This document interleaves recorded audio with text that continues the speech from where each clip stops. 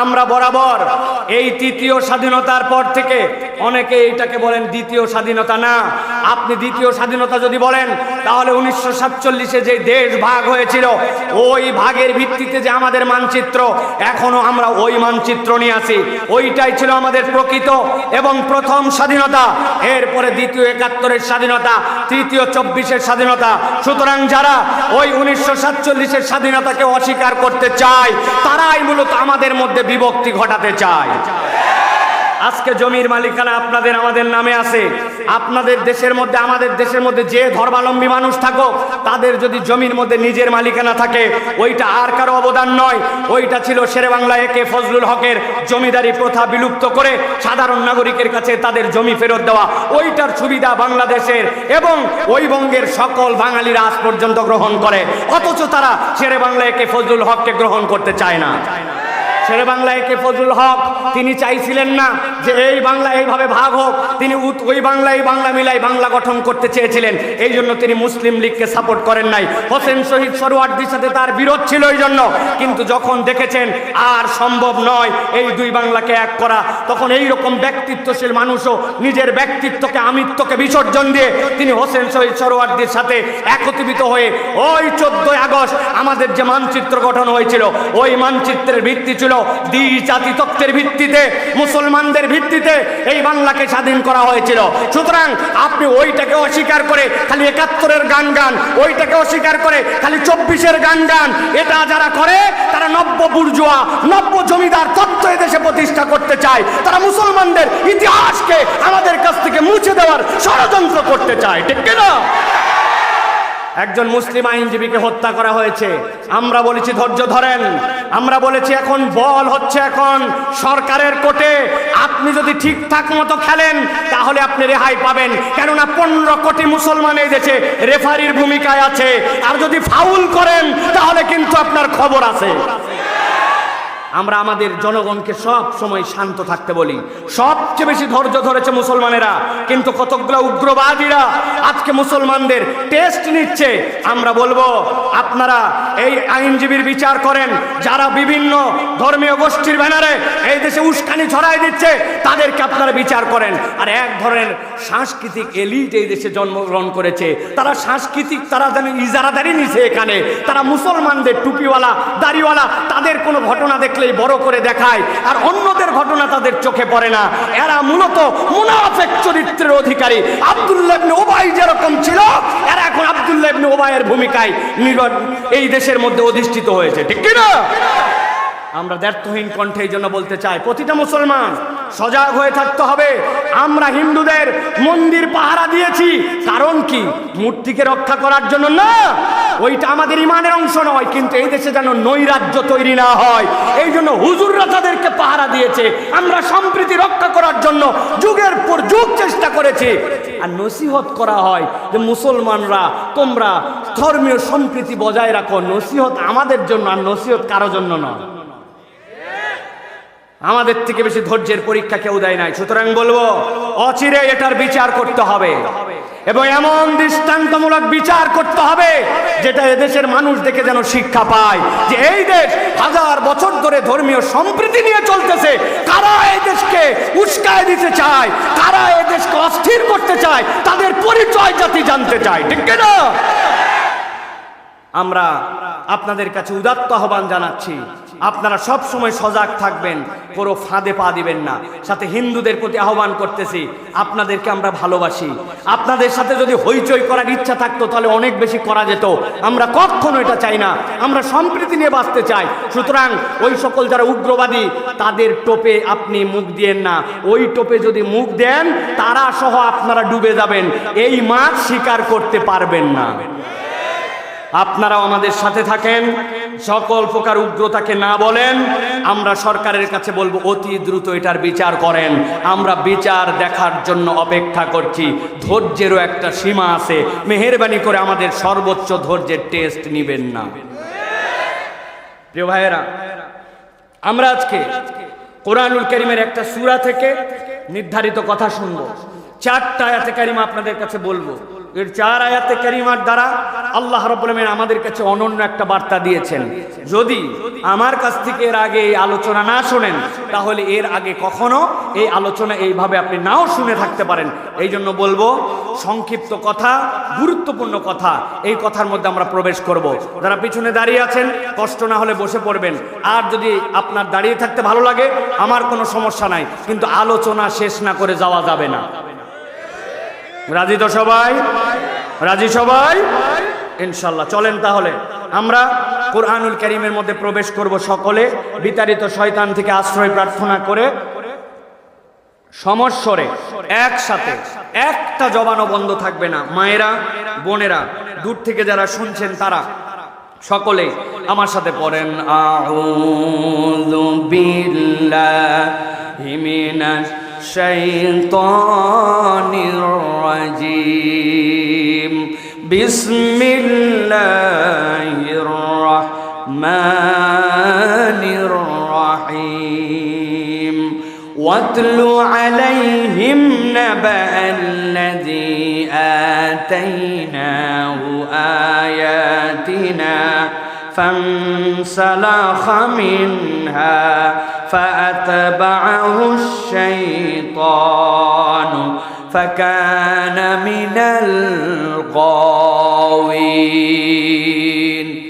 আল্লাহ রাব্বুল আলামিন কোরআনুল কারীমের মধ্যে আপনার আমার প্রিয় হাবিব জনাবে মুহাম্মদুর রাসূলুল্লাহ সাল্লাল্লাহু আলাইহি সাল্লামকে বলছেন, ও আমার হাবিব, আপনার কাছে আয়াতে কারিমা অবতীর্ণ করা হচ্ছে, আপনি আয়াতে কারিমাটা তেলাওয়াত করে তাদের কাছে শোনান। মুফাসসিররা বলছেন, আল্লাহ কোরআনে অনেক জায়গায় বলেছেন কুল, হে নবী আপনি বলুন।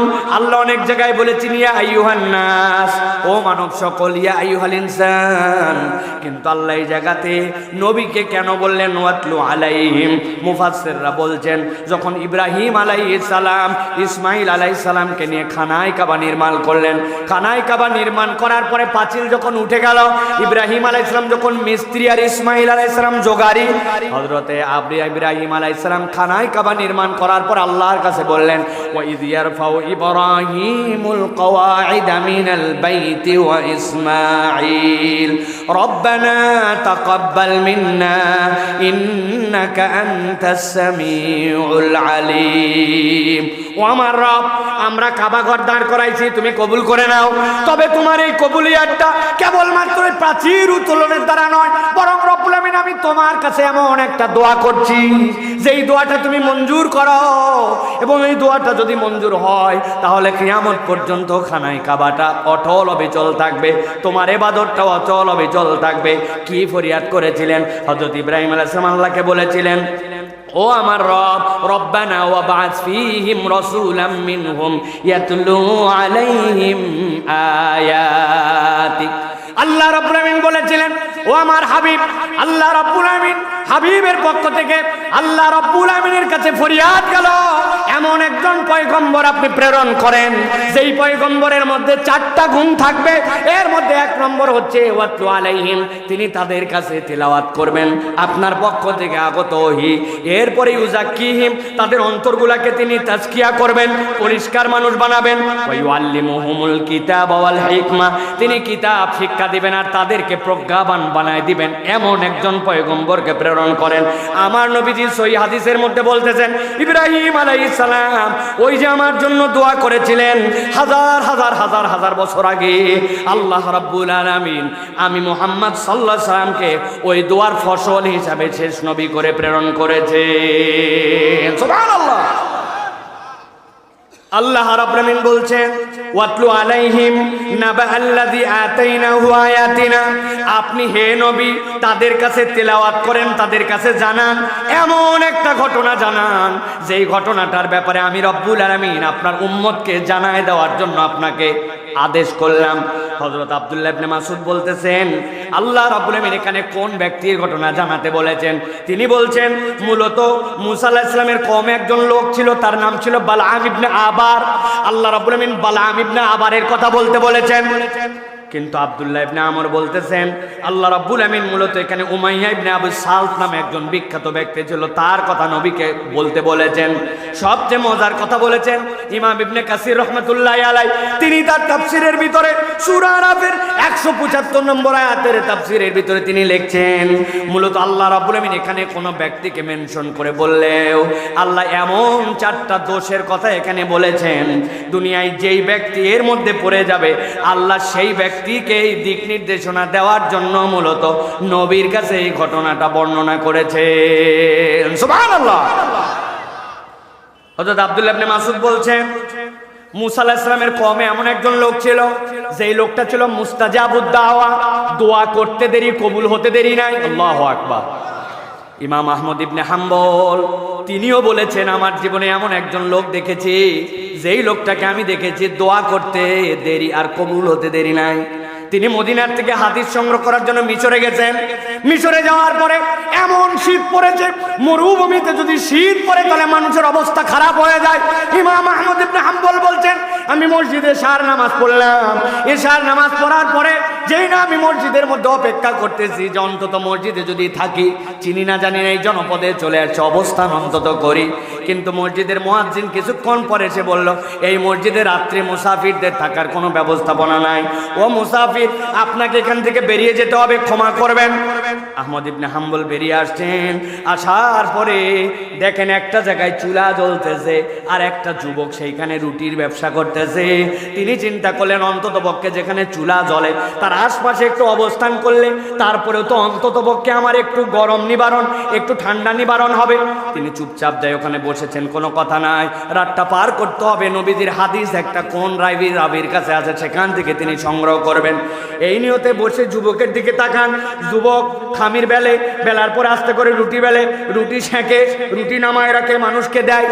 আর খেয়াল করে দেখেন যতক্ষণ সে ওই রুটির সাথে জড়িত আছে ততক্ষণ মুখের মধ্যে কি যেন শুধু বলে, বিড়বিড় করে কি যেন বলে, বিড়বিড় করে কি যেন বলে। 1-2 ঘন্টা দেখার পরে যুবকও খেয়াল করছে রুটির অর্ডার করে না, কিন্তু একজন মুসাফির বসে আছে। আর তিনিও লক্ষ্য করছেন ওই যুবক কেবলমাত্র রুটি বেলে, বানায় আর ফাঁক পেলে কি যেন বলে। অনেকক্ষণ পর যুবককে যাই বলছেন যুবক, আমি মুসাফির মানুষ, মসজিদে রাত্রে থাকতে চেয়েছিলাম কিন্তু থাকার অবকাশ নাই। তারপরেও আমি যখন তোমার এখানে আসছি অনেক দীর্ঘ সময় তোমার কাছে বসে আছি, তুমি সার্ভিস দিচ্ছ, রুটি বেলতেছো, রুটি বানাচ্ছ, কিন্তু সব সময় খেয়াল করে দেখছি তোমার মুখটা চলতেই আছে, নড়তে আছে। তুমি কি হাফেজে কোরআন নাকি? বলছে না আমি হাফেজে কোরআন নই। বলে তাহলে তুমি কি পড়ো সব সময়? বলতেছে আমি আর কিচ্ছুই পড়ি না, আমি সব সময় কেবল আল্লাহর কাছে ইস্তেগফার করতে থাকি। আস্তাগফিরুল্লাহ আল আযীম আল্লাযী আতুবু ইলাইহি লা হাওলা ওয়ালা কুওয়াতা ইল্লা বিল্লাহ। এইটা পড়তেই থাকি আর এইটা পড়তেই থাকি। আহমদ ইবনে হাম্বল জিজ্ঞাসা করছেন এই তাসবিহ যে এত বড় আল্লাহর কাছে, এইটা পড়ে তোমার কি লাভ হয়, তুমি কি মনে করো? বলে বিশ্বাস করেন এই তাসবিহ আমার জীবনে এত বরকত দিয়েছে, এত বরকত দিয়েছে, আমি আল্লাহর কাছে যা চাই রব্বুল আমিন দেরি করেন না, সাথে সাথে সেই দোয়া আমার কবুল করে নেন। আহমদ ইবনে হাম্বল একটু অবাক হইছেন, বাপরে বাপ, সব দোয়া তোমার কবুল হয়? এখন পর্যন্ত জীবনে যা দোয়া করছো সব কবুল? বলে হ্যাঁ, তবে একটা দোয়া আমার কবুল হয় নাই। এইটা নিয়ে আমি এখনো চিন্তাই করি আমার এই দোয়াটা কেন কবুল হলো না। আহমদ ইবনে হাম্বল একটু আকর্ষিত হয়েছেন, সব দোয়া কবুল হয় কিন্তু একটা কবুল হয় না, সেটা আবার কি? সাথে সাথে জিজ্ঞাসা করছেন কি সেইটা বলা যাবে নাকি? বলে আমার দুঃখের কথা শুনে আপনি আর কি করবেন, মুসাফির সে এক বড় দুঃখের কথা। কি দুঃখ? বলে আমার ঘরে বৃদ্ধ মা আছেন, আমার মার খেদমত আমাকে করতে হয়, সকালবেলা তাকে ঘর থেকে বের করতে হয়, আবার সন্ধ্যাবেলা আসতে হয়, সারাদিন দোকানদারির পরে তার মুখে খাবার তুলে দিতে হয়। ওই মায়ের খেদমতের কারণে আমি একজন ব্যক্তিকে দেখার বড় ইচ্ছা, কিন্তু আমি সেই ব্যক্তিকে দেখতে যেতে পারি না। এত আল্লাহর কাছে দোয়া করছে আল্লাহ ব্যবস্থা করে দাও, কিন্তু ব্যবস্থা হচ্ছে না। আহমদ ইবনে হাম্বল জিজ্ঞাসা করছেন কোন সেই ব্যক্তি? বলে মদিনাতে একজন মুহাদ্দিস আছেন, যুগ শ্রেষ্ঠ আলেম আছেন, যে আলেম বর্তমান সময়ে তার থেকে বেশি হাদিস কেউ জানে না। আমার জীবনে ইচ্ছা, জীবনে একবার অন্তত আহমদ ইবনে হাম্বলের সাথে আমি একটু দেখা করার জন্য মদিনায় যাব। আহমদ ইবনে হাম্বল কথা শুনে ঝরঝর করে কাঁদতে শুরু করে দিয়েছেন। মুসাফির বলতেছে, মুসাফির যেই কাঁদতেছে এইটা দেখে ওই যুবক বলতেছে মুসাফির আপনি কাঁদেন কেন? আগেই বলছিলাম না, ওই ব্যক্তি বিশাল ব্যক্তি, আপনি ওই ব্যক্তির কথা শুনলে অবাক হয়ে যাবেন, এত বড় বুজুর্গ ব্যক্তি, কিন্তু আমার এই একটা দোয়ায় কবুল হয় না। আল্লাহ কবে জানে কবুল করেন সে অপেক্ষায় আছি। আহমদ ইবনে হাম্বল ঝরঝর করে কেঁদে দিয়ে যুবকের হাতটা চেপে ধরছেন, ধরে বলছেন, ও যুবক, তোর কোনো দোয়ায় ব্যর্থ হয় নাই রে যুবক, আল্লাহ তোর এই দোয়াটা এমন ভাবে কবুল করেছেন, তুই না যেতে চাইছিলে আহমদ ইবনে হাম্বলের কাছে, কিন্তু আল্লাহ তোর দোয়া এমন কবুল করছে, আল্লাহ দোয়া কবুল করে 1000 মাইল পার করায়া আহমদ ইবনে হাম্বলকে তোর রুটির দোকানে তোর সামনে হাজির করায়া দিয়েছে। আস্তাগফিরুল্লাহাল আযীম আল্লাযী আতুবু ইলাইহি লা হাওলা ওয়ালা কুওয়াতা ইল্লা বিল্লাহ। আল্লাহ রাব্বুল আমিন ঠিক এইরকম আব্দুল্লাহ ইবনে মাসউদ বলছেন, বালাম ইবনে আবার মুসা আলাইহিস সালামের কওমের মধ্যে একজন লোক ছিল, গভীর মনোযোগ দেন, যে লোক আল্লাহর কাছে যা দোয়া করত এক মুহূর্ত দেরি হতো না, দোয়া কবুল হয়ে যায়। লোকজন আসছে, আসার পরে বলছে, আমাদের সমাজে একজন লোক আসছে মুসা, এই মুসা হচ্ছে আমাদের সমাজের মধ্যে বিভ্রান্ত তৈরি করে ফেলেছে, 2 দল তৈরি করে ফেলছে, সে নিজের দিকে দাওয়াত দিচ্ছে, ও বালাম একটু দোয়া করো, দোয়া করে মুসা এবং তার কওম যেন ধ্বংস হয়ে যায়, দোয়াটা তোমার কাছে করতে আসছি। বালাম ইবনে আবার বলছেন, না না না, যেরকম তোমাদের বর্ণনা ছিলাম হলেও হতে পারে নবী, নবীর বিপক্ষে তো আমি আল্লাহর কাছে দোয়া করতে পারি না।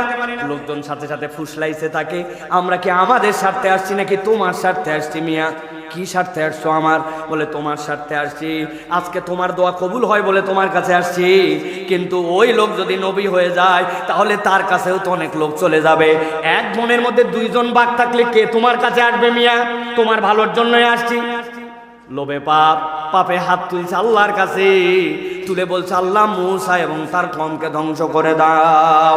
যেই নাই দোয়া করেছে, এক মুহূর্তের মধ্যে আল্লাহ তার প্রতি ইলহাম করে জানিয়েছেন, বালাম বড় ভুল করা তুই করে ফেললি, লোভ করার কারণে দুনিয়ায় যতদিন তুই হায়াতে থাকবি আর কখনো কোনো দোয়া তোর কবুল করা হবে না। গভীর মনোযোগ দেন, শানে নজুল বললাম। আল্লাহ এবার বলছেন, নবী ওয়াতলু আলাইহিম নাবাল্লাযী আতাইনাহু আয়াতিনা, একজন ব্যক্তিকে আল্লাহর পক্ষ থেকে আয়াত দেওয়া হয়েছিল, নিদর্শন দেওয়া হয়েছিল, এরপরে ওই ব্যক্তি 2টা অপরাধ প্রথমত করেছে। 1 নম্বর ফানসালাখা মিনহা, আয়াত বুঝেছে, আল্লাহর নির্দেশ বুঝেছে, আল্লাহর হুকুম বুঝেছে, কিন্তু নিজে সেখান থেকে মুখ ফিরায় নিছে। 2 নম্বর আল্লাহ বলছেন, যেই না কেউ আল্লাহর হুকুম থেকে মুখ ফিরায় নিবে, ফাতবাহু শাইতান ফাকানা মিনাল গাওয়িন।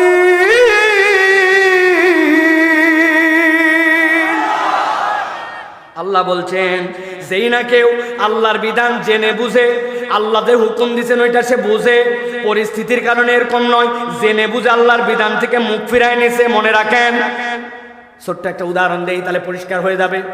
কোনো একটা লোক বাসের মধ্যে উঠছে অথবা ট্রেনের মধ্যে উঠছে, এমন চাপাচাপি দাঁড়ায় গেছে হ্যান্ডেল ধরে, আসরের আজান হয়ে গেছে, এখন হ্যান্ডেল ধরে দাঁড়ানোর পরে না পারতেছে ট্রেন দাঁড় করাতে, না পারতেছে ওযু করতে, না পারতেছে সিজদা করতে, পরিবেশটা এমন হয়ে গেছে।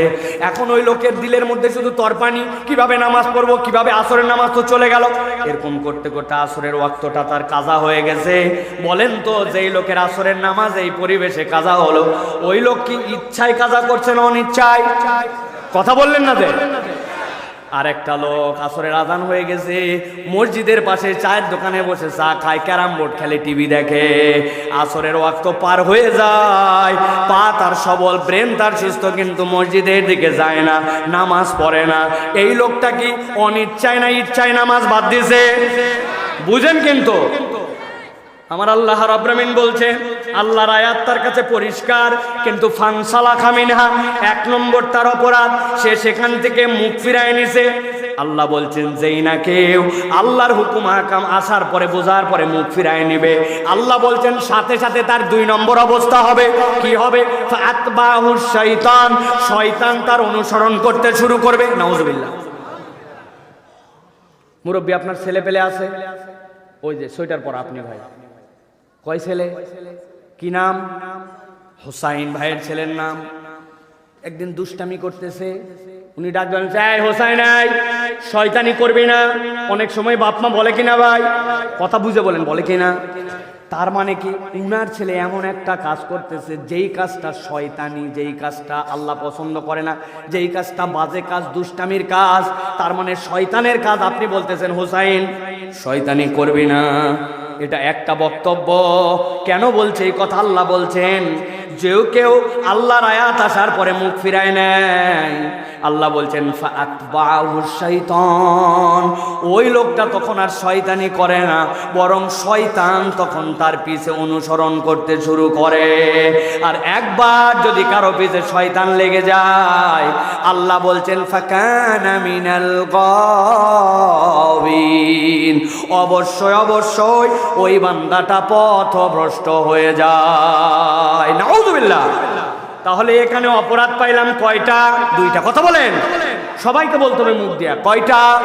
মাফলার যেগুলো পেঁচায় আছেন, মাফলার খোলেন, মুখের কানে থাকবে, মুখে থাকবে না মাফলার, ভালো করে। কয়টা অপরাধ পাইলাম? জিজ্ঞাসা করার কারণ আছে। আল্লাহ রাব্বুল আলামিন বলছেন, প্রথম আয়াত শেষ, কয় আয়াত বলবো বলছি? 4 আয়াত। বলেন না কয় আয়াত? আল্লাহ রাব্বুল আলামিন বলছেন। এবার দ্বিতীয় আয়াত নবী আপনার উম্মতকে বলেন। আল্লাহ বলছেন ওয়ালাউ শি'না লারাফা'নাহু বিহা ওয়ালাকিন্নাহু আখলাদা ইলাল আরদি ওয়াত্তাবা হাওয়া। আল্লাহ রাব্বুল আমিন বলছেন, ও আমার হাবিব আপনি তাদেরকে জানান, যদি তারা আল্লাহ রাব্বুল আমিনের আয়াতকে মেনে নিত, গ্রহণ করে নিত, ওয়ালাউ শি'না লারাফা'নাহু বিহা, আমি রব্বুল আলামিন এইটার দ্বারা তার মর্যাদাকে বাড়ায় দিতাম। সুবহানাল্লাহ। কিন্তু সে আল্লাহর আয়াতকে গ্রহণ না করে আরো 2টা অপরাধ করলো। প্রথমে ছিল অপরাধ 2টা, আর এইখানে আল্লাহ বলতেছেন আরো অপরাধ 2টা। তাহলে আল্লাহ রাব্বুল আমিন এখানে কয় অপরাধের কথা বলেছেন? হাতগুলা রেডি করেন, সব হাতের কোন নিচে নিচে রেডি, সব রেডি। আমি বলবো অপরাধ কয়টা, হাত তুলে দেখাতে হবে। অপরাধ কয়টা? সব হাত ওঠে নাই, মনে করছে না তুললেই কি। হাত নামান সবাই, আবার তোলেন। অপরাধ কয়টা? আরেকবার চান্স দিলাম, হাত নামান। হাত ওঠে না, আমি দেখছি। ওই যে মুরব্বী হেলান দিয়ে আছেন, আব্বা কি হলো, হাত তুলেন। বহু আস্ত বাড়ির যায়নি, আজকে আস্ত বাড়িতে নিয়ে যাওয়া লাগবে। অপরাধ কয়টা? আলহামদুলিল্লাহ। আল্লাহ রাব্বুল আমিন বলছেন ওয়ালাউ শি'না লারাফা'নাহু বিহা ওয়ালাকিন্নাহু আখলাদা ইলাল আরদি ওয়াত্তাবা হাওয়া। আমি রব্বুল আমিন বললাম আমি চাইলে তার মর্যাদা বাড়ায় দিতাম, কিন্তু আল্লাহ রাব্বুল আমিন বলছেন ওই মানুষটা কি করলো জানো? ওয়ালাকিন্নাহু আখলাদা ইলাল আরদ, সে সাথে সাথে নিরেট দুনিয়াদার হয়ে গেল। দুনিয়া ছাড়া কিচ্ছুই বোঝে না, তার টার্গেটই দুনিয়া। নিরেট দুনিয়াদার মানে বোঝেন আপনি? মাল হালাল, দোকান হালাল, ব্যবসা হালাল, কিন্তু দুনিয়াদারির কারণে সে হারাম বানায় ফেলে। কেমনে? বলছে আপনার মতো সেনা লোক বলে কেনা দামে দিলাম। আছে না ভাই? আপনি আমার বন্নির কাস্টমার, 11টার সময় আসছে, এর আগে 50টা কাস্টমার গেছে। হালাল মাল বিক্রি করার জন্য বন্নির কাস্টমার বলে মিথ্যা কথা বলে, এরকম দোকানদার উল্লা পাড়ায় নাই। বাবা, মুরব্বী সকালবেলা কান্দের মধ্যে কোদাল নিয়েছে, নিয়ে মাঠে যাচ্ছে। লোকজন জিজ্ঞাসা করছে, চাচা এত সকালবেলা কোথায় যান? বলে বাপরে বাপ, আগের মতো আর কাজ করতে পারি না বাপ, রোদে মাথা ঘোরে, এই জন্য একটুখানি সকাল সকাল মাঠে যাচ্ছি। কি করতে? আমার জমির আইলটা একটু কাটতে যাই।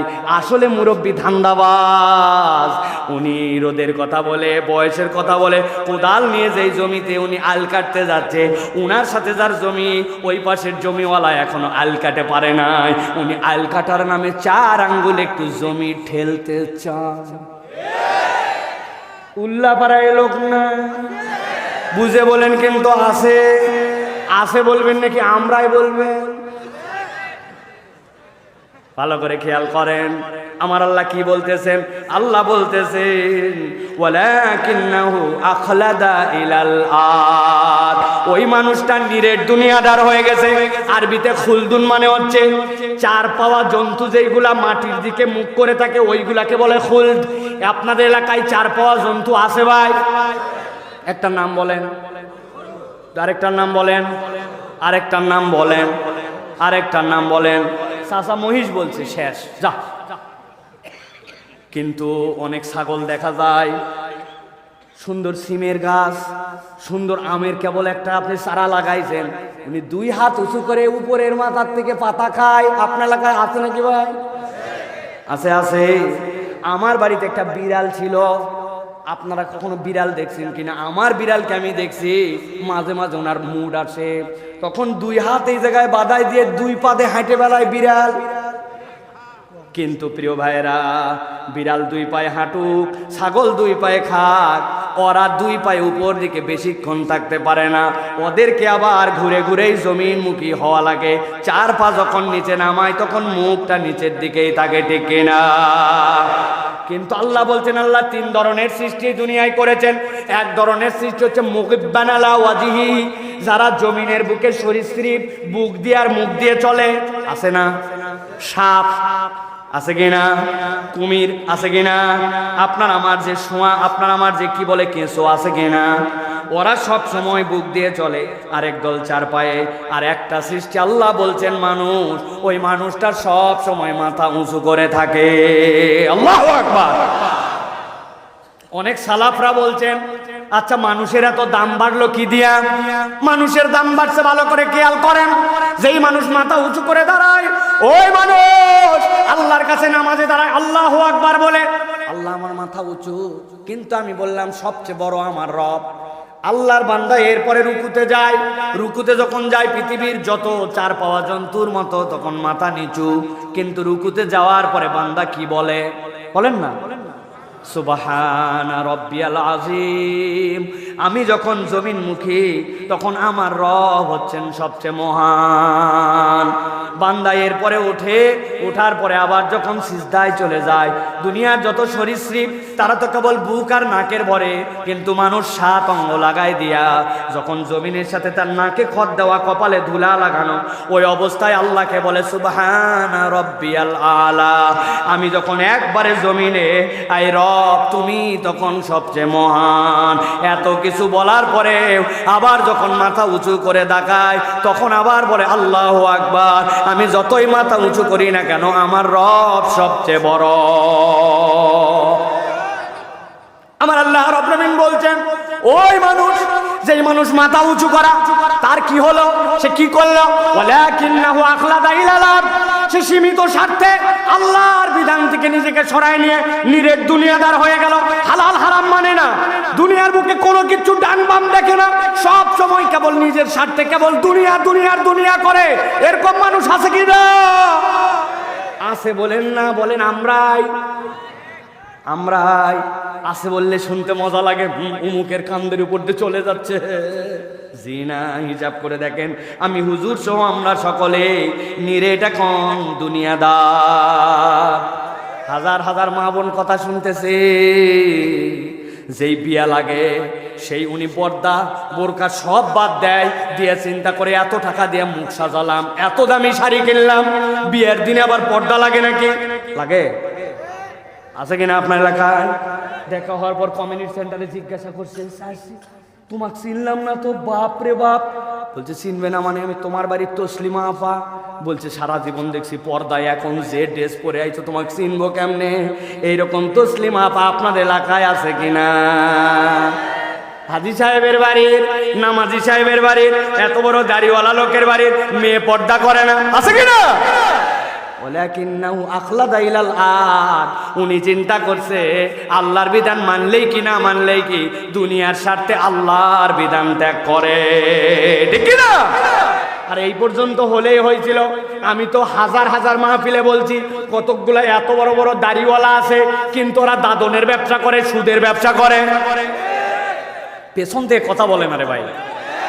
আছে আছে। আসরের নামাজের পর এক লোক এসে বলছে, মুরব্বী 1000 টাকা দেন। বলছে হাতে টাকা নাই, সর। আবার বলছে 1000 টাকা দেন, বড় বিপদে আছে, বাচ্চার ডাক্তার দেখান। বললাম হাতে টাকা নাই। খানিকক্ষণ পরে বলছে আপনি ভুল বুঝছেন, আজকে কি বার? মঙ্গলবার। আগামী শুক্রবার দিন আল্লাহ মাসালে 1250 টাকা ক্যাশ রিটার্ন পাবেন। বলছে বেকুব কোথাকার, মানুষের হাটের টাকা থাকে নাকি? বাড়ির চল। বাড়িতে নিয়ে চলে গেছে। যাওয়ার পরে 1000 টাকা দিয়ে বলছে লাগলে আরো বল। তোর চাষিও কিন্তু এই ব্যবসা করে, বসে থেকে কি লাভ? তবে যা করবি তাড়াতাড়ি কর, মাগরিবের আজান হয়ে যাচ্ছে, আমি কিন্তু জামাতের সাথে যাওয়ার পরে নামাজ ধরবো। আসরের নামাজ পড়ে এসে দাদনে টাকা লাগায়া আবার মাগরিবের নামাজ জামাতে ধরতে চায়। এরকম দাড়ি টুপিওয়ালা মুসলমান নামদারি কতকগুলা মুনাফেক আমাদের সমাজে আছে কিনা? মুসনার একটাই অপরাধ, খালি বোতল খোঁজে। কি খোঁজে? এক লোক পানি খাচ্ছে, মুখের দিক তাকায় আছে, মানুষের দিকে পানি খাওয়া অবস্থায় মুখের দিক তাকালে মানুষের মায়া হয়, বলছে পানি খা ভাই খা, বলছে পানি খাবো না, খাওয়া শেষ কর, বোতল লাগবে। কি ঝামেলার কথা, খালি বোতল সারাদিন যা পায় সবগুলা লুঙ্গির মধ্যে বাইন্দে কান্দের মধ্যে লাঠির মধ্যে বাইন্দে নিয়ে কুমিল্লায় ঘুরে বেড়ায়। লোকজন বলছে তো বিরাট ঝামেলা। और একজন বুদ্ধি দিয়েছে এসে, ভাই তোর বোতল লাগবে, কত? অনেক। বলছে ঢাকা শহরে যা, বোতলে বোতল। কুমিল্লায় কয়টা বোতল? পাম্পট্টি দিয়ে বলছে ঢাকাতে খালি বোতল আর বোতল, তুই ঢাকা চলে যা। একদিন সকালবেলা কুমিল্লাবাসীকে সালাম জানাইছে, আসসালামু আলাইকুম। আর কুমিল্লা আমি থাকবো না, পাগলরা কিন্তু সেলোট দেওয়া পছন্দ করে, ঠিক কিনা? সেলোট টেলোট দিয়ে আমি এখন ঢাকায় চলে যাচ্ছি, আর মুসনা কুমিল্লায় থাকবে না। লোকজন চিন্তা করছে একটা পাগল অন্তত কুমিল্লার থেকে কমলো। সকালবেলা মুসনা পাগলা যা বোতল টোতল ছিল সবগুলা লুঙ্গির মধ্যে পুরাতন বাইন্ডে, কান্দের মধ্যে একটা লাঠি ঝুলায়া এ হাঁটা কি সে হাঁটা, ঢাকার দিকে হাঁটতে হাঁটতে দাউদকান্দি ব্রিজ পর্যন্ত হাঁটে আসে। মুখ চোখ কালো হয়ে গেছে, হয়রান হয়ে গেছে। আস্তে আস্তে দেখে এখন তো সূর্যের যে অবস্থা, সূর্য হাইলে গেছে, জোহর পার হয়ে আসরের কাছাকাছি। এখন যে পরিমাণে আমি হাঁটতেছি, হাঁটতে হাঁটতে তো বিকাল হতে হতে আমি ঢাকা পৌঁছাতে পারবো না। উপায় কি? উপায় বের করছে, ওই যেই জায়গায় আসছে ওই জায়গায় বোতল নামায় রেখে আস্তে করে লাঠি দিয়ে একটা ওই জায়গায় লম্বা করে দাগ দিছে, দিয়ে খুঁটি পুঁতে দিছে, দিয়ে আবার হাঁটা গেছে, হাঁটা উল্টা দিক হাঁটে, সন্ধ্যা হতে হতে কুমিল্লা হাজির। লোকজন জিজ্ঞাসা করছে, তুই না বললি ঢাকা চলে যাবি, কিন্তু তুই আবার কি জন্য সন্ধ্যাবেলা হতে হতে কুমিল্লায়? বলছে যা করা লাগবে তা মরদ করেই আসছে। বলছে তুই কি করে আসছিস? বলছে আমি রওনা দিয়েছিলাম ঢাকায়, কিন্তু দুপুর হয়ে যেতে বুঝলাম ঢাকা পৌঁছানো যাবে না, এই জন্য দাউদকান্দি ব্রিজের গোড়ায় সুন্দর করে দাগ দিয়া খুঁটি গাড়ে দিয়া তারপরে আসছি। আল্লাহ বাঁচালে আগামীকালকে সকালে ওইখান থেকে হাইটে ঢাকা যাব। বুঝে থাকলে বলেন তো ভাই, এই যে মুসনা পাগলা যেই জায়গায় এসে খুঁটি কেড়ে দিল, দিয়ে বললো আগামীকালকে দাউদকান্দি ব্রিজের গোড়ার থেকে ঢাকা যাবে, আসে আজকে রাত্রেবেলা কুমিল্লায়। ও যদি এই প্রচেষ্টায় প্রত্যেক দিন বের হয় আর প্রত্যেক দিন কুমিল্লায় ফেরত আসে, আপনাদের মাথায় কি বলে ও কি জীবনে ঢাকার মুখ দেখবে?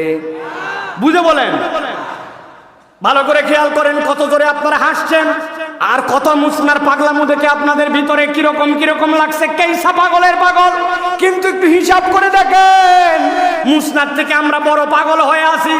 জুম্মার নামাজে গেলাম, আগে ভাগে বসলাম, জুম্মার দিনের ফজিলত পাইলাম। জুম্মার নামাজ পড়ার পরে যেই না আসরের ওয়াক্ত আসলো, আসরের নামাজে গেলাম না। মাগরিবের ওয়াক্ত আসলো, মাগরিবে গেলাম না। জুম্মার নামাজ পড়ে জান্নাতের দিকে কতখানি আগালাম, আর সপ্তাহের নামাজ বাদ দিয়ে দিয়ে জাহান্নামের দিকে কতখানি আগালাম। পাগলা মুসনা নয়, বরং তার থেকে বড় পাগল আমরা, ঠিক না?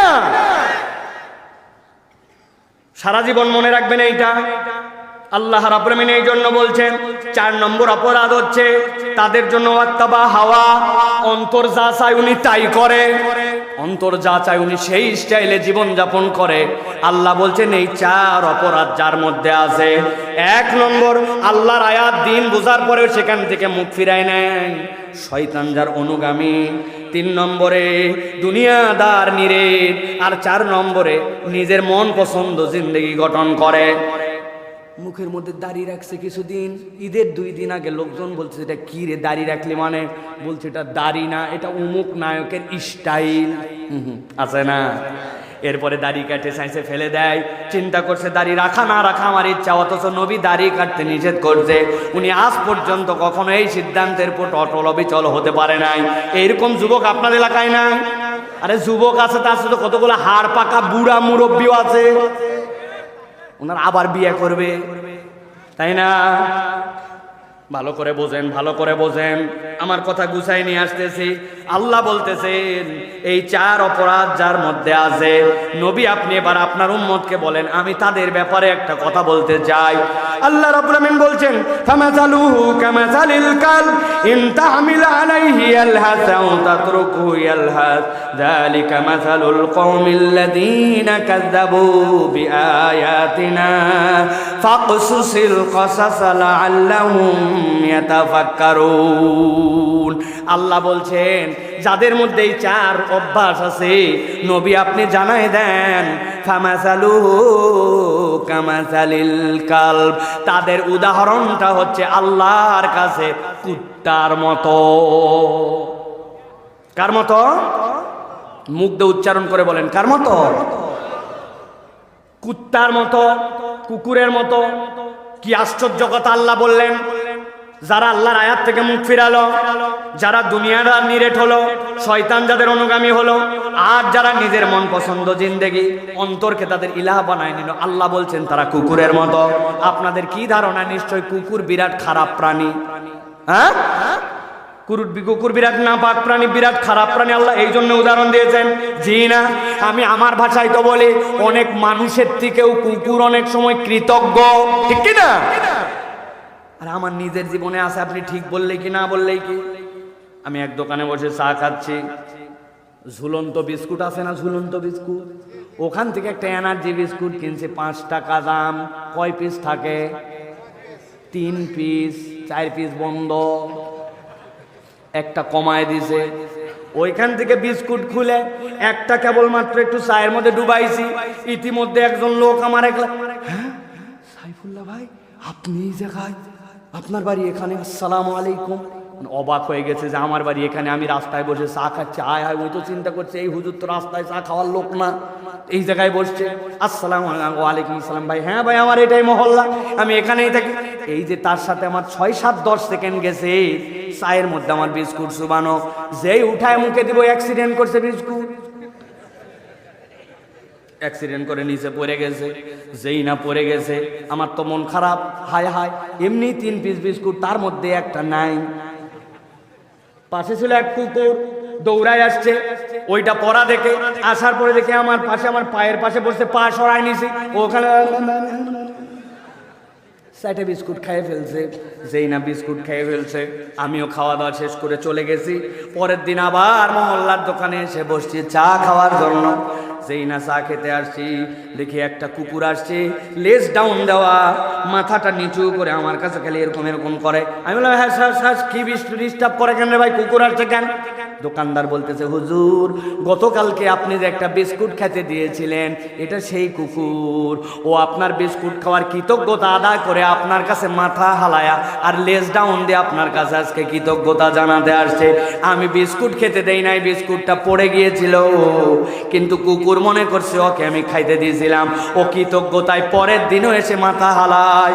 কিন্তু এমন অনেক মানুষ আছে, আপনি উপকার করেছেন, কল্যাণ করেছেন, টাকা ধার দিয়েছেন, এখন সুযোগ বুঝে কৃতজ্ঞতা তো দূরের কথা, আপনাকে উল্টা আরো বিপদে ফেলা আছে। ভাই আছে। আল্লাহ তাহলে বললেন ফামাসালুহু কামাসালিল কাল, ওদের উদাহরণ হচ্ছে কুকুরের মতো। কেন? আল্লাহ বলছেন ইন তাহমিল আলাইহি আলহাস আও তাতরুকুহু আলহাস। ও নবী আপনি জানাই দেন কুকুরের পিঠে কেউ বোঝা চাপায় না, কিন্তু স্বভাবগতভাবে কুকুর হচ্ছে অস্থির প্রাণী। তাকে যদি বোঝা চাপান তাও হাঁপাবে, তাকে যদি ছেড়ে দেন তাও হাঁপাবে। কুকুর চারিত্রিকভাবে হাঁপায়, অস্থির স্বভাবের, ঠিক না? ঠিক বলছেন, আন্দাজি না দেখলে বুঝবেন না।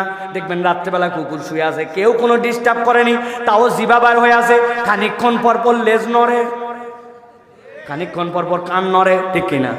আমার ছোট ভাই বলছে বড় ভাই একটা জিনিস দেখেন, এই দেখেন আমি ঠেসে ধরলাম ওর লেজ, ঘুমায় আছে, কিন্তু এখন যতক্ষণ মাঝে মাঝে যে নড়াতে পারে নাই, ঘুমের মধ্যে আছে, কিন্তু যেই ছেড়ে দিবেন যতক্ষণ নড়াতে পারে নাই অতক্ষণ তাড়াতাড়ি নড়ায়, আবার তাল ঠিক রাখে।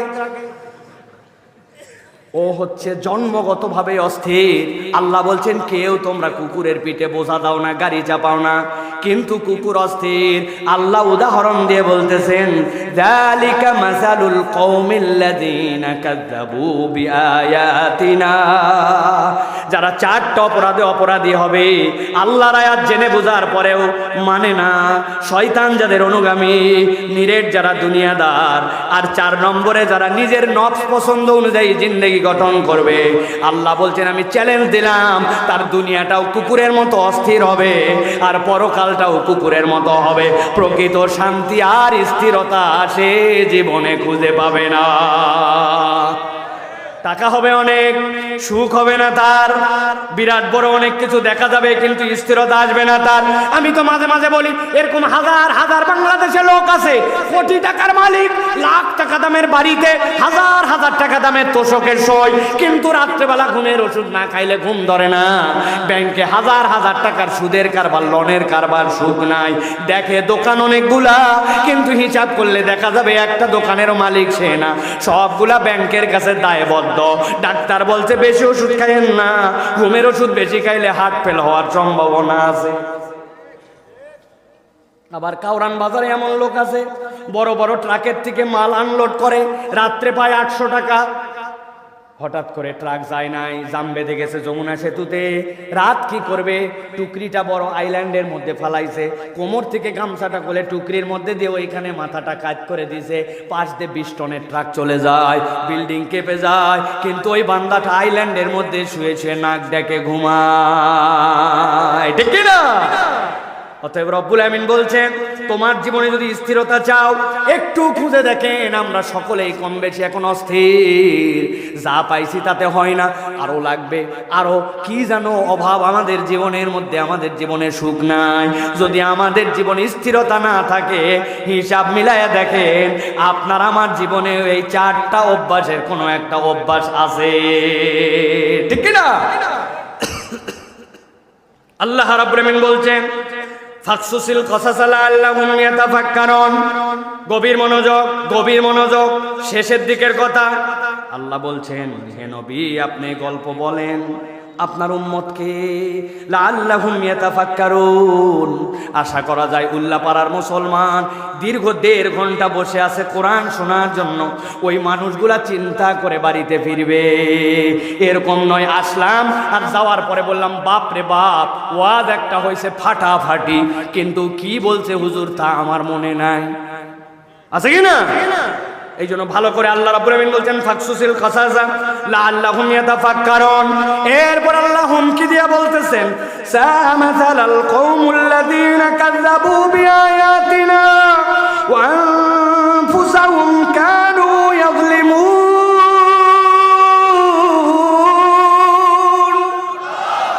আল্লাহ বলছেন, ও দুনিয়ার মানুষ, তবে জেনে রাখো, ওই মানুষগুলার কাছে যদি আপনি এই বার্তা পৌঁছায় দেন, যেই মানুষগুলো আল্লাহর আয়াতকে অস্বীকার করে, তাদেরকে জানানো আর না জানানো সমান।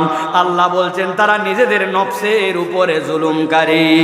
এখন আপনাকে আওয়াজ দিয়ে বলতে হবে, আমরা কি আল্লাহর আয়াত স্বীকারকারী নাকি অস্বীকারকারী? আল্লাহর আয়াত অস্বীকারকারী না স্বীকারকারী? স্বীকারকারী। তাহলে আল্লাহর আয়াত, আল্লাহ বলতেছেন ওই প্রথম আয়াতের দিকে জানাবার, আল্লাহ বলছেন ইলাহুকুম ইলাহু ওয়াহিদ, তিনি তোমাদের রব, যিনি তোমাদের বিধানদাতা, যিনি তোমাদের হুকুমদাতা। আপনি বলছেন আল্লাহর আয়াত স্বীকার করি, কিন্তু সুযোগ পাইলে যে আল্লাহর আয়াত পছন্দ করে না, আল্লাহর দেওয়া জীবন বিধান পছন্দ করে না, আপনি তার পক্ষেও স্লোগান ধরেন, ঠিক কিনা? 50 টাকায় আপনি তার হয়ে ঈমান বিক্রি করেন, আমরা সেই লোকও এই দেশে দেখেছি, ঠিক কিনা? ওয়াজ মাহফিলে বড় জোরে জোরে স্লোগান দেয়, কিন্তু জায়গা মতো যায় আবার দেখা যাচ্ছে স্লোগান দেয় উমুক ভাইয়ের চরিত্র ফুলের মতো পবিত্র, নামাজ পড়ে না, ফজরেরটা জামাতে 40 দিন 1 ওয়াক্ত, কিন্তু তার পক্ষে মার্কায় স্লোগান মারে, আছে কিনা? বদল হন, চিন্তা করেন। আল্লাহ রাব্বুল আমিন বলছেন ওয়া আনফুসাহুম কানু ইয়াজলিমুন, তারা নিজেরাই নিজেদের উপর জুলুমকারী। অতএব এই জুলুম আর করা যাবে না। আমরা একটা নতুন বাংলাদেশ দেখতে চাই, আমরা একটা ইসলামের বাংলাদেশ দেখতে চাই, আমরা একটা কোরআনের বাংলাদেশ দেখতে চাই। অনেক দেখছি তোমাদেরকে, অনেক দেখছি তোমাদেরকে, তবে ভয় পাওয়ার কারণ নাই। আমি বলছি ওরা ফুসফাস অনেক করতেছে, কিন্তু ওদের টায়ার পাংচার। কি ভাই, 2 কোটি টাকা দামের গাড়ি, গরম দেখাচ্ছে BMW, গরম দেখাচ্ছে অডি, গরম দেখাচ্ছে দুনিয়ার 1 নম্বর নিশান, কিন্তু চাকায় নাই হাওয়া। ওর আগে রিক্সা যাবে, ঠিক কিনা? তো ওরা অনেক ফুসফাস করবে, বাইরে থেকে ফুস মারবে, অভ্যাসই তো তাই, কিন্তু সাপ হচ্ছে ঢোঁড়া, ঠিক কিনা? ওদের ফুসফাস নিয়ে আমাদের টেনশন নাই। এখন আমাদের টেনশন আমাদেরকে নিয়ে, যে আমরা একটা ইসলামের বাংলাদেশ দেখতে চাই কিনা, আমরা একটা কোরআনের বাংলাদেশ দেখতে চাই কিনা। অনেক তো দেখলাম ভাই, এবার আমরা একটা দেখতে চাই যে কোরআন দিয়ে আসলে পরিবর্তন হয় কিনা। রাজি আছেন? রাজি আছেন সকলে? আল্লাহ আমাদেরকে কবুল করুন, আল্লাহুম্মা আমিন। আল্লাহ রাব্বুল আলামিন কোরআনের এই কথাগুলো আমাদের হৃদয়ে ধারণ করার মতো তৌফিক দান করুন, বলেন আল্লাহুম্মা আমিন। প্রিয় ভাইরা, দীর্ঘ সময় আপনাদের কাছে কথা বলেছি, আমরা কথা শেষ করব দোয়া এবং মুনাজাতের মাধ্যমে। আমরা দোয়া করব আল্লাহর কাছে, আল্লাহ রাব্বুল আমিন যেন এই প্রতিষ্ঠানকে কবুল করেন। এই প্রতিষ্ঠানের যতগুলা ফসল আপনারা দেখলেন, সুবহানাল্লাহ, এতগুলা ছেলে হাফেজ হয়েছে। আপনাদের বসবেন না, দাঁড়াবেন না, আপনাদের কাছে 120 সেকেন্ড ভিক্ষা চাইলাম। এতক্ষণ কথা বলেছি, 120 সেকেন্ড অনলি। আমি শুধু একটা কথা, আপনার মনে করেন হুজুর কালেকশন করবে, জি না, হুজুর আগেই বলে আসছে এই কালেকশন, টাকা তোলা, এগুলা সাইফুল্লাহ পারে না। বাস আমি কোরআনের কথাটুকু শোনাতে আসে আমি খুব অভিভূত হয়েছি। আমি হুজুরকে বলছি, হুজুর এই যে লোকজনের 10:30 পর্যন্ত 1 ঘন্টা এগুলা করে, লোকজন তো বিরক্ত, এরা তো কথা শুনবে না। তো হুজুর বলছে, হুজুর আমাদের এলাকার লোকই দেরি করে আসে, আপনি যাইয়া দেখবেন কেউ উঠবে না। আমি খুশি হয়েছি যে আপনারা ধৈর্যের সাথে কথাগুলা শুনেছেন, আলহামদুলিল্লাহ। আমিও কোরআনের মধ্যে থেকে কথা বলার চেষ্টা করেছি। প্রিয় ভাইয়েরা, একটা আবদার করবো আপনাদের কাছে, রাখবেন? আপনারা এই সকল কোরআনের মাহফিল এবং কোরআনের প্রতিষ্ঠানের কখনো গাল গল্প, কান কথায়, পাড়াপড়শির এইগুলা বিভিন্ন প্ররোচনায় কখনো বিরোধিতাকারী হবেন না। রাজি আছেন ইনশাআল্লাহ? আমরা হায়াতে থাকতে কোনোদিন এগুলা প্রতিষ্ঠানের বিরোধিতা করব না। রাজি আছেন ইনশাআল্লাহ? রাজি আছেন ইনশাআল্লাহ?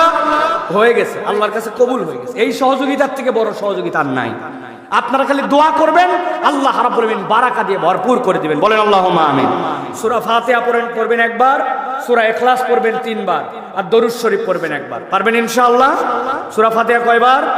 ইখলাস, দরুদ শরীফ একবার। এই ফাঁকে আমরা কয়েকটা ঘোষণা দিয়ে দিব ইনশাআল্লাহ। আমাদের আব্দুল সাত্তার ভাই উত্তরপাড়া 10,000 টাকা। খালি যারা তরুণ আর যুবক আছো তারা বলো মারহাবা, মুরব্বীরা মারহাবা বলবেন, আমাদের ইয়াংরা বলো মারহাবা। প্রফেসর আব্দুল বারী 10,000 টাকা। আরে বলার সাথে সাথে মারহাবা, মারহাবা। মোহাম্মদ গোলাম রাব্বি মায়ের জন্য দোয়া চাই, নগদ 500, মারহাবা। মিরাজ ভাই নগদ 200 টাকা, মারহাবা। হ্যাঁ, রফিকুল ইসলাম খান সাহেব, কার্যনির্বাহী পরিষদ, বাংলাদেশ জামাত ইসলামী, আপনাদের এলাকার কৃতি সন্তান।